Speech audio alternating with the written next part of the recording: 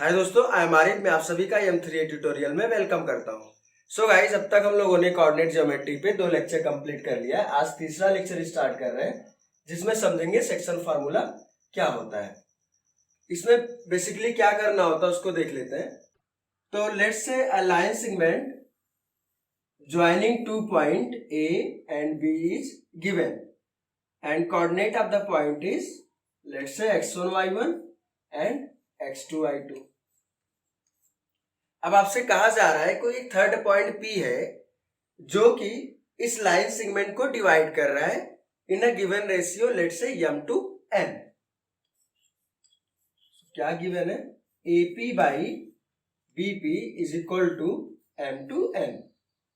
इसका क्या मतलब है कि पॉइंट P का A से डिस्टेंस, पॉइंट P का B से डिस्टेंस, इसका रेशियो है m to n।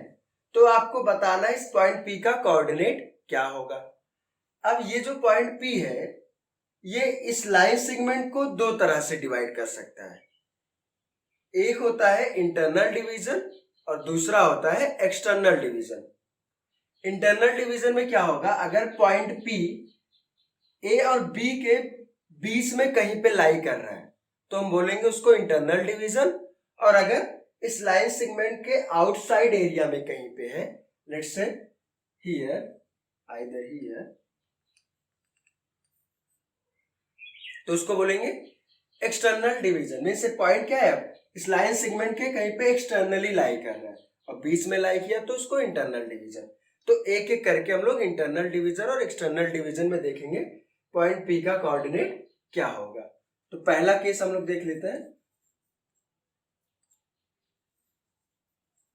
Internal division.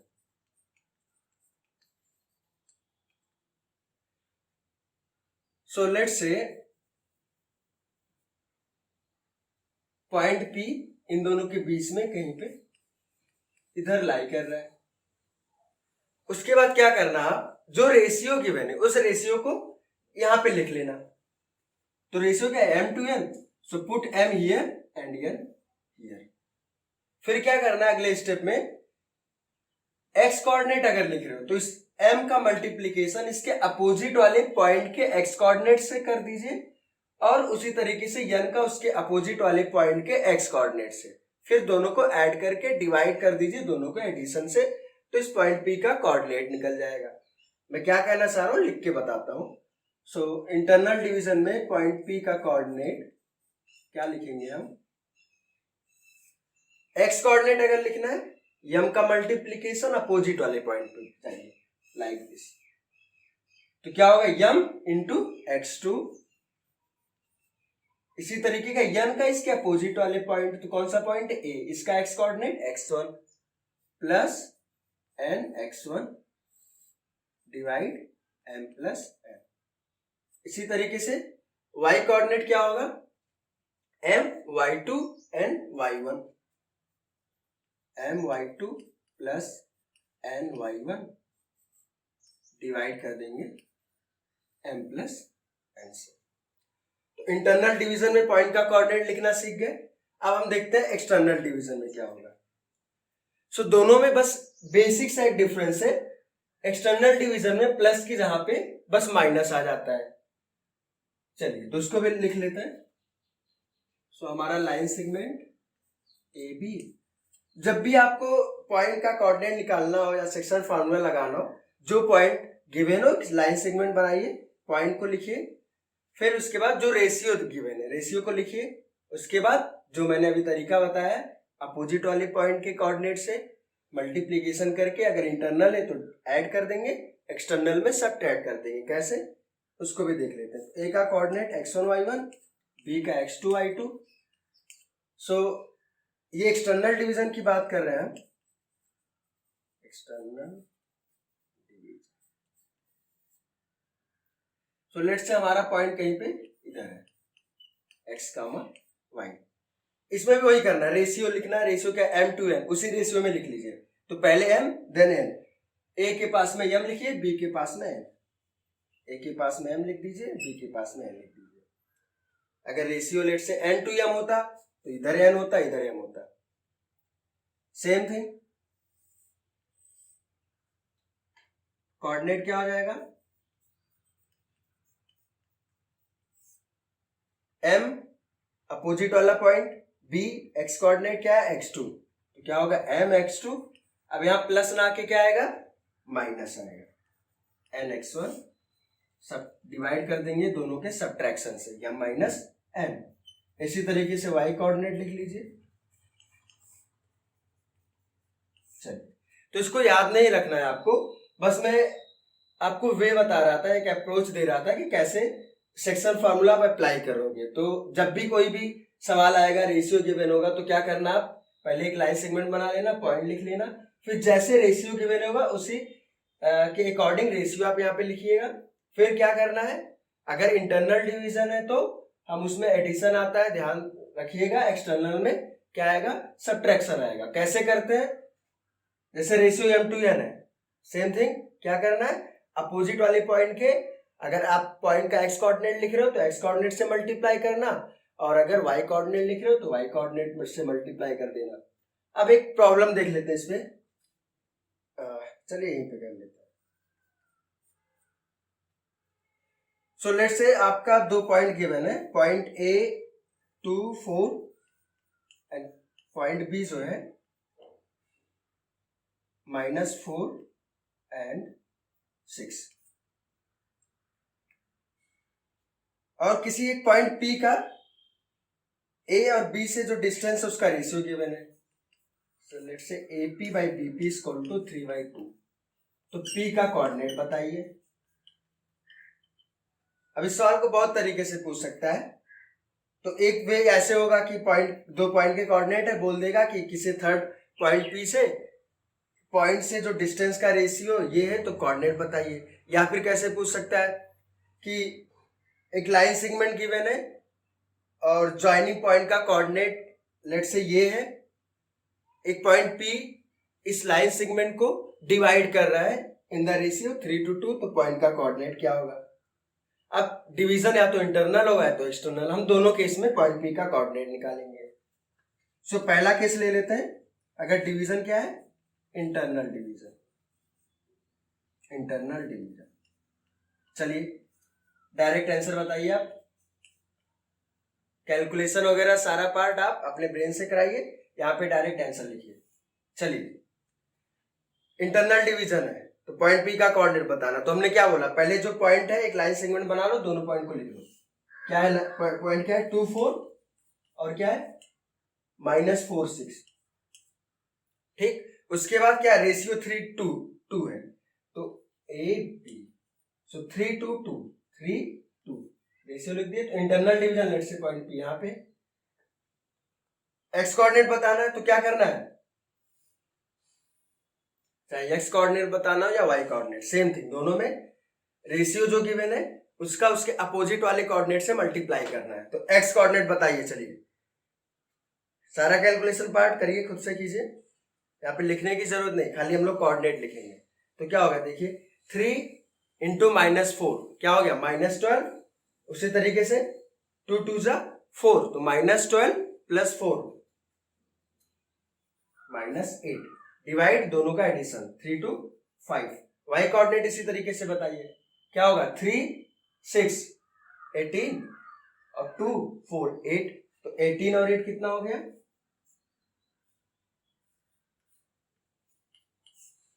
समझ आ गया, गुड। अब इसी तरीके से एक्सटर्नल डिवीजन में देख लेते हैं पॉइंट का कोऑर्डिनेट क्या होगा।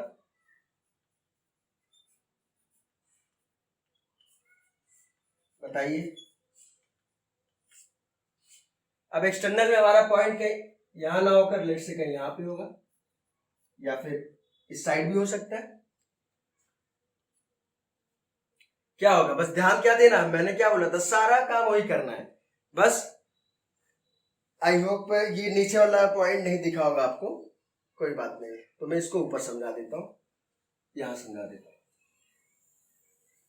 बाकी ये तो दिख रहा होगा, ठीक है। इंटरनल डिवीजन भी दिख रहा होगा, तो एक्सटर्नल डिवीजन का पॉइंट हम लोग यहां पे लिख लेते हैं। चलिए तो बताइए एक्स कोऑर्डिनेट क्या होगा, 3, इसके अपोजिट वाला पॉइंट क्या है B, उसका एक्स कोऑर्डिनेट क्या है -4, बिकॉज मैं पहले एक्स कोऑर्डिनेट लिख रहा हूं इसलिए एक्स कोऑर्डिनेट से मल्टीप्लाई कर रहा हूं। एक्स कोऑर्डिनेट को क्या बोलते हैं? एब्सिसा। वाई कोऑर्डिनेट को ऑर्डिनेट। ये हम लोग पहले लेक्चर में देखे हैं। तो 3 माइनस 4 माइनस 12, फिर यहाँ पे क्या आएगा? माइनस। तो 2 2 जा 4, माइनस 12 माइनस 4 कितना हो गया? माइनस 16। डिवाइड क्या करेंगे? दोनों का सब्ट्रैक्शन। सब्ट्रैक्शन क्या होगा? 1। वाई कोऑर्डिनेट चलिए बता दीजिए अभी। तो 3 6 18 माइनस 2 4 8, 18 माइनस 8 10 डिवाइड बाई दोनों का सब्ट्रैक्शन। समझ आ गया? तो जब भी आपको पॉइंट का कोऑर्डिनेट बताना है तो आप ऐसे ही करोगे, फॉर्मूले याद करने की जरूरत नहीं है। पॉइंट क्या करना? लाइन सेगमेंट लिखिएगा, रेशियो जैसे गिवन होगा रेशियो लिख लीजिएगा। उसके बाद जो मैं अप्रोच दिया हूं कैसे इसको याद रखना है उस तरीके से पॉइंट को लिख लीजिएगा। चलिए अब एक और सवाल करते हैं। इसमें तो सिंपल सा क्या था कि रेशियो गिवन था, कोऑर्डिनेट पूछ रहा था। अब इसको दूसरे वे में कैसे सवाल आएगा कि आपको कोऑर्डिनेट गिवन रहेगा। जैसे यहाँ पे जो पॉइंट पी था उसका कोऑर्डिनेट बताना था अगर रेशियो गिवन है। अब क्या करना है कि पॉइंट गिवन रहेगा, लेट्स से जो पी ये एक्स वाई ये कोऑर्डिनेट गिवन है, आपको ये एम और एन ये रेशियो बताना है कि किस रेशियो में ये डिवाइड कर रहा है। और टाइप ऑफ डिवीजन भी पूछता है कि कौन सा डिवीजन होगा, इंटरनल डिवीजन या एक्सटर्नल डिवीजन। तो हम एक प्रॉब्लम यहाँ पे लिखते हैं, उसके बाद सॉल्व करते हैं। ओके गाइस, तो हमारा क्वेश्चन क्या कह रहा है? पॉइंट ए जिसका कोऑर्डिनेट 1 3 है, B -1 1, C 4 4, find the ratio and type of division in which C divides A B. अब रेशियो बताने के साथ साथ आपको ये बताना है कि पॉइंट सी जो है ए बी को इंटरनली डिवाइड कर रहा है या फिर एक्सटर्नली डिवाइड कर रहा है। तो ऐसे प्रॉब्लम को सॉल्व कैसे करते हैं उसको देखते हैं पहले। I mean, इस सवाल का सॉल्व करने का अप्रोच क्या होगा। पहले स्टेप में हम क्या करते हैं कि जो रेशियो इसको कुछ एज्यूम कर लेते हैं। तो अधिकतर लोग क्या करते हैं, रेशियो को m to n मान लेंगे या फिर p to q मान लेंगे। तो मेरे कहने का क्या मतलब है कि वो जो वेरिएबल ले रहे हैं वो दो वेरिएबल ले रहे हैं, और वेरिएबल आप जितना ज्यादा लोगे कैलकुलेशन उतना ज्यादा आपका बढ़ता चला जाएगा। तो हम ऐसा कुछ करेंगे कि हमारा कैलकुलेशन कम से कम हो, क्योंकि हमको टाइम को बचाना है। तो ऐसे प्रॉब्लम में क्या करेंगे, हम रेशियो को लेमडा टू 1 मानेंगे।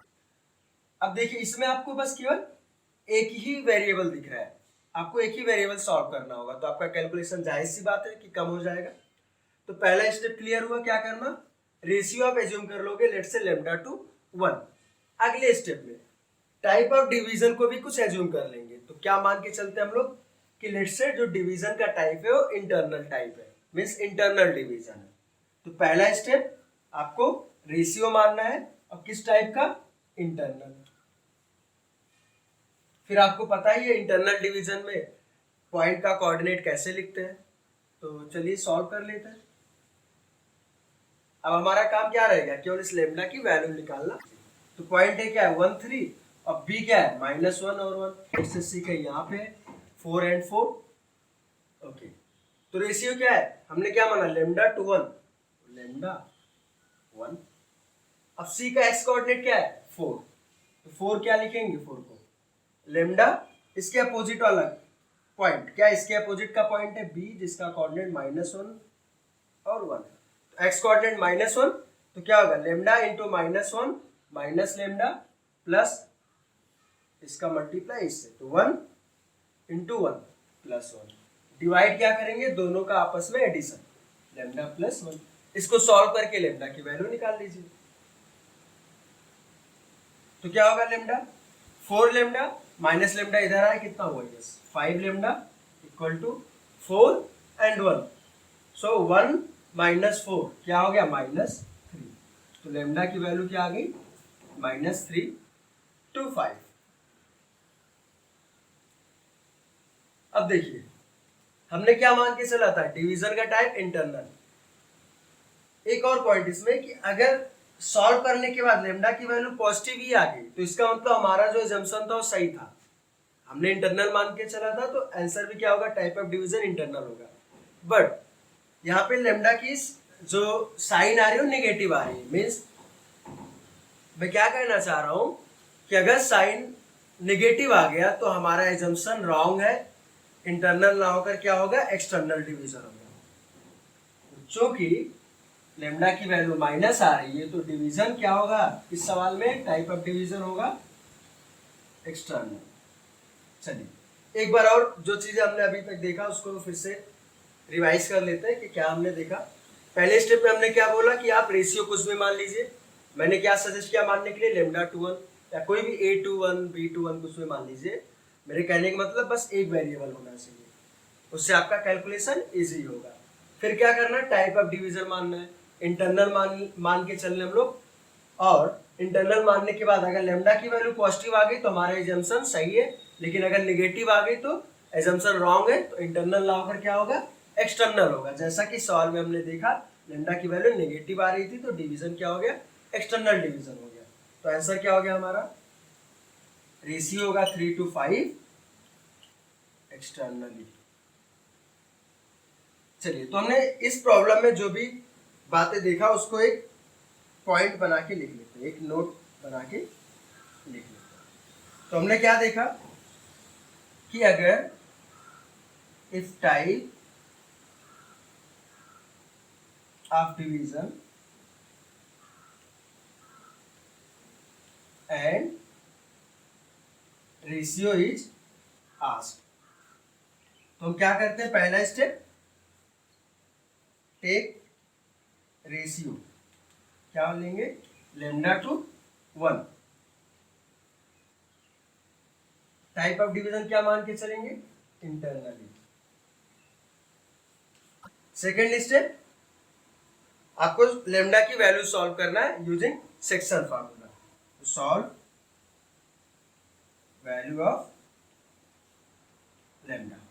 उसके बाद जब लेमडा की वैल्यू आपको मिल गई, फिर क्या देखोगे कि अगर लेमडा की वैल्यू पॉजिटिव आती है तो हमारा डिवीजन इंटरनल ही होगा जो हमने एज्यूम करके चला था, और अगर नेगेटिव आ गई तो डिवीजन क्या होगा, एक्सटर्नल डिवीजन होगा।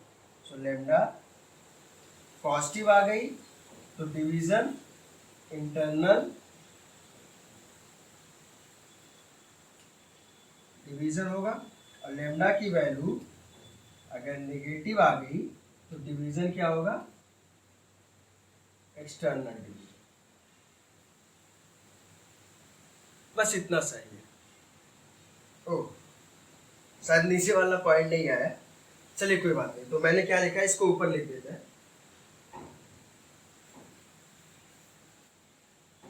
थर्ड पॉइंट आप यहाँ पे लिख लीजिएगा। क्या बोला मैंने कि लेमडा अगर क्या आता है पॉजिटिव तो डिवीजन कैसा होगा, इंटरनल, और लेमडा की वैल्यू अगर नेगेटिव आया तो डिवीजन हमारा होगा एक्सटर्नल। ओके भाइयों, तो समझ आया। चलिए अब हम लोग नेक्स्ट वीडियो में कुछ और प्रॉब्लम सॉल्व करेंगे। उसके बाद फिर हम लोग बेसिक कॉन्सेप्ट से आगे बढ़कर आएंगे, स्ट्रेट लाइन देखेंगे। स्ट्रेट लाइन का कॉन्सेप्ट पहले समझेंगे, फिर उस पर प्रॉब्लम सॉल्व करेंगे, फिर धीरे धीरे करके स्ट्रेट लाइन के बाद कॉनिक सेक्शन पे आ जाएंगे। उसके बाद फाइनली कोऑर्डिनेट ज्योमेट्री खत्म हो जाएगा। फिर अगर आपका रिस्पॉन्स अच्छा रहा तो फिर कोई दूसरा टॉपिक लेके आएंगे, लेट्स से कैलकुलस या अलजेब्रा, जैसा आप सजेस्ट करोगे। चलो तब तक के लिए बाय बाय।